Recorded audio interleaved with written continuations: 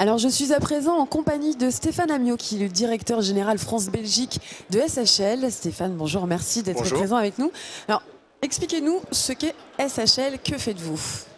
Alors SHL est le leader mondial de ce qu'on appelle l'évaluation objective des talents et la mesure des talents, c'est-à-dire que nous nous intéressons à la partie humaine derrière l'employé, c'est-à-dire ses comportements, sa personnalité. Et en ces temps un petit peu mouvementés, on est quand même sur des choses qui sont de plus en plus importantes.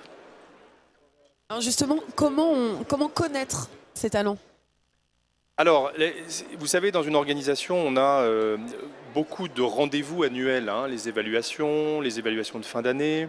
On a tout ce qui concerne les différents temps de discussion avec le management. Donc tout ça, ça nous donne des informations assez intéressantes sur je dirais la compétence technique des individus, leur savoir-faire. Moi je pense néanmoins qu'il y a une partie qui manque là-dedans, c'est vraiment la partie justement des comportements, de la connaissance des principaux traits de personnalité des individus. Finalement, ce qu'on retient des gens dans une longue période d'emploi, c'est beaucoup moins ce qu'ils savent faire que les personnes qu'ils sont. Et plus on monte dans le management, et plus c'est important.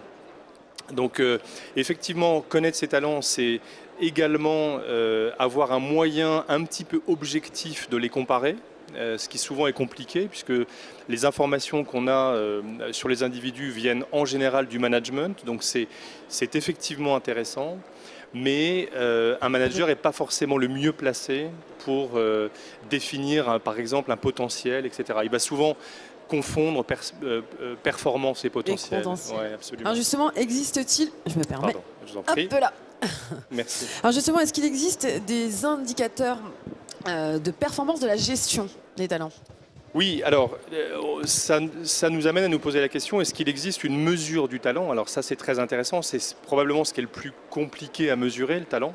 C'est beaucoup plus compliqué de mesurer un talent que effectivement la finance ou la logistique ou d'autres fonctions de l'organisation. Néanmoins, toutes ces fonctions dans les entreprises ont effectivement maintenant des mesures, des scorecards, des dashboards qui leur permet en fait de faire une chose, c'est de monitorer leur évolution et leur progression dans un certain nombre de domaines. Alors le problème en RH, c'est qu'on est dans une fonction qui a encore beaucoup de feeling et qu'aujourd'hui sur un board et un comité de direction, le feeling c'est plus tellement à la mode. Donc, et pourtant... Et voilà, alors c'est important dans le talent, mais la bonne nouvelle c'est qu'on a des moyens effectivement de pouvoir poser une mesure sur le talent, en particulier sur un certain nombre d'indicateurs. On en a parlé précédemment, la performance évidemment, qui vient de l'entreprise et du management, mais les principales compétences comportementales, c'est également important. Et puis le potentiel des individus, c'est-à-dire ne pas uniquement cloner dans un job, mais être capable de dire quelqu'un a un véritable potentiel pour faire quelque chose de différent. Et là, on rentre vraiment dans le métier du développement RH, hein, ce qu'il devrait être en tout cas. Voilà. La motivation joue finalement, parce que quelqu'un peut-être qui va être moins motivé ou pas assez motivé par sa hiérarchie va peut-être être entre guillemets moins compétent, entre guillemets, alors qu'il ne l'est, il est peut-être plus qu'on peut le penser. Exactement. Alors la motivation est un facteur très important pour la performance et la réussite dans un job. Et je ne sais pas si tout le monde le sait, il y a 18 grands facteurs de motivation pour un individu. Alors quelques-uns à la volée, on a l'argent, on a la reconnaissance, le prestige, éventuellement l'amour. Mais dans tous les cas, ce sont des, si vous voulez, on n'en a que 2 ou 3 qui nous motivent réellement, qui nous font lever le matin ou qui sont capables de nous faire des efforts très importants sur une longue durée. Ces 2 ou 3, on les cite concrètement? Alors, il y en a 18, mais chacun peut en avoir et tous les individus n'ont pas les mêmes. Voilà, d'où l'intérêt de savoir et de connaître, d'identifier hein, les facteurs clés de motivation d'un tel ou un tel pour éviter des erreurs assez courantes qui consistent à dire on va surpayer quelqu'un pour l'éloigner de sa famille alors que à l'inverse, ces grands facteurs de motivation, c'est la famille, etc. Donc du coup, la connaissance de ces points-là est très importante et ça permet également, dans certains cas, de réorienter les gens. Donc nous, on travaille beaucoup, par exemple, dans non seulement l'assortiment des personnes et des jobs quand on fait du développement RH, mais parfois des retours d'expatriation.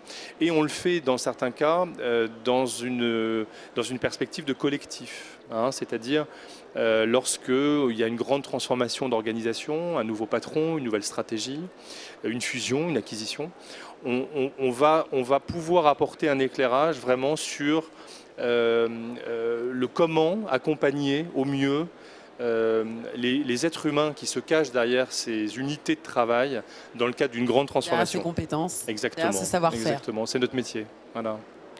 Alors, vous venez de nous expliquer comment on retient ses meilleurs talents. Ouais. Et qu'est-ce que la talent-attitude ?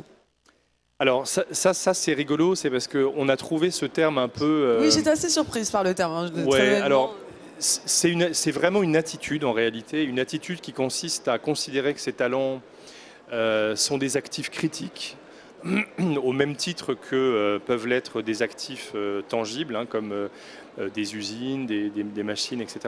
Alors c'est assez rigolo de voir que parfois on porte plus d'attention à des actifs tangibles qu'à des actifs intangibles comme le capital humain et la marque. Alors, donc c'est vraiment une attitude qui consiste à dire on accepte de rentrer dans une logique de mesure et d'amélioration, on accepte de mettre le développement humain au cœur de la problématique de l'organisation, c'est-à-dire que c'est une sorte de nouveau contrat social, hein. On accepte de rendre les individus plus performants, mais pas seulement pour son organisation, mais potentiellement pour d'autres également. Donc ça, c'est un premier point. Le deuxième point, c'est dans l'alignement, c'est-à-dire que il existe quand même une certaine souffrance au travail en ce moment, de par le contexte économique, de par le fait que certaines personnes doivent faire des efforts surhumains pour se rendre moyens sur des choses qu'ils n'ont pas naturellement, donc ça crée une vraie souffrance.